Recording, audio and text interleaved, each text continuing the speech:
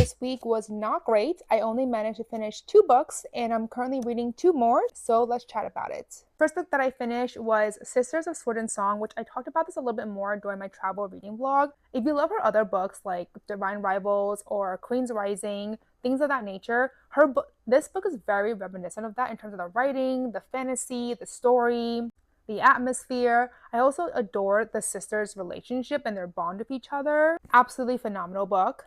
Next book I finished an audiobook was The Shippers by Catherine Center. I also really enjoyed this book. I didn't love it as much as I love her other books, mainly because I feel like for the first half of the book, I was so aggravated by the female main character. And it's mostly just because she was so blind to everything around her. Like everyone around her was like telling her repeatedly, like, oh, this person, this person. And she was just like, no, no, no.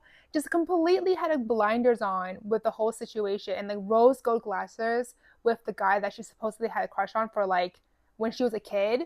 So that part really aggravated me. But then as the story progressed, I really started to enjoy her friendship with her childhood best friend and just like all the obstacles they had to face together, their misunderstandings, miscommunications, etc. Like, adore this book overall. Now I'm currently reading Amalfi Curse. I am currently on page 76. Unfortunately, I'm not loving it. However, I am buddy reading this with my friend, so I'm going to see what her thoughts are about this book. She hasn't updated me yet, but depending on her update, I might DNF it because, I don't know, it's just like really, really dry and really, really slow, and I just need something a little bit faster, a little bit more action oriented, or there's more romance or something, and this book has none of that right now, but it's supposed to be about witches. So I'm very much on the fence about whether or not I should DNF it, but let me know in the comments if you've read this book and if it's worth continuing or not. The last book that I'm currently listening to right now is The Auction. This is a dark